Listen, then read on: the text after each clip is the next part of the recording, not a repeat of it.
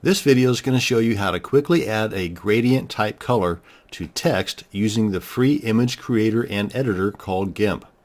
Now you can download Gimp for your particular operating system at gimp.org, and the installation is very straightforward. Once you have Gimp installed, go ahead and open up the program and create your image canvas. And to create your image canvas, you come on up here to File, go to New, and choose the size of your image area. And I suggest you make it bigger than what you think you're going to need, because you can always crop your finished product from that canvas area so that you only have what you want. Hopefully that made sense. And you can go here under Advanced Options and choose your resolution.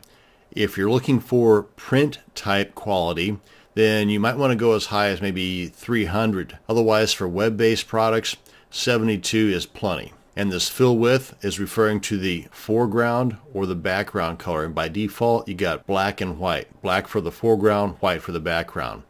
And when it says here fill with background color, that's what we're talking about here. You can adjust that to fill it with foreground color, white, or transparency. So you've got a lot of options to work with here. And if this is something you're going to be using over and over again, this particular size and style, go ahead and give it a name. That way you can quickly pull up that particular template for every single instance you're going to be using this particular setup for. But this all works fine for me. Click on OK. Now let's go ahead and add some text.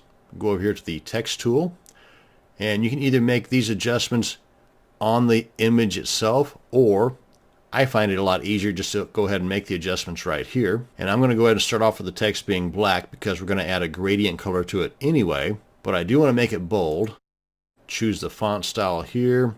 This particular font is fine, but I want it to be bold. And I want the size to be a little bit bigger. Okay, a lot bigger. And then come on up here and click in your canvas area and drag to the size of the text area you're going to be working with. And you can always make this larger too if you find you need more space. And to add the gradient, you're going to be using your blend tool. So go ahead and select this. And this uses the foreground and background colors for the blend. And right now, and you see here that FG to BG, you can adjust that too right here by clicking on this arrow. But what I want is a little more color than the black and white. So let's go with the foreground, let's say blue, and the background, how about that? Nothing I would normally use, but for the sake of this demonstration, I think that'll work.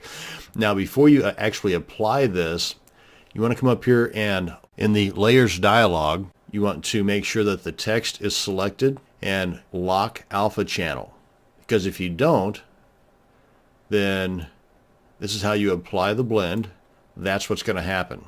So let's undo that, and I can do the Control letter Z to undo that, or you come up here to the undo history if you have this in your dialog box, and then just come on up here prior to whenever you made your mistake. So let's go ahead and lock the alpha channel and try this again. Now if you do it this way, then the color will be dark on top, and then this color here, whatever that is, on the bottom.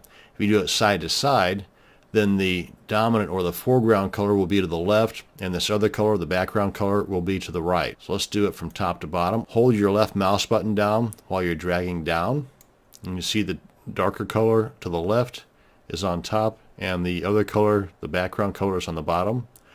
Or you can do it from left to right or right to left, totally up to you.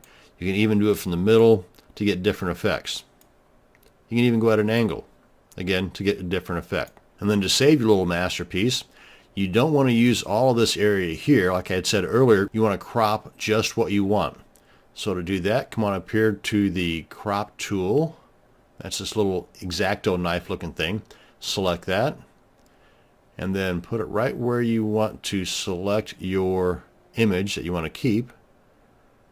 And then let go, hit your enter key, and there you go. Come on up here to File, go to Export, and then navigate to the location on your computer where you want to save your image to. Now before you click on Export, you really should give it a name, something other than Untitled.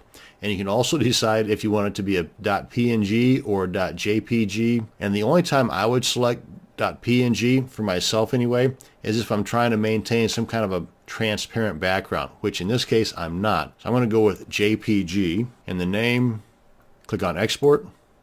And this pops up. You can adjust the quality from the default 90 to whatever. You've got your advanced options here if you find the need to make any adjustments here, and for me that's all fine, just the default. Click on export, open that directory up, and here is our image. And that is how easy it is to add a gradient color to your text using Gimp. Thanks for watching and have a great day.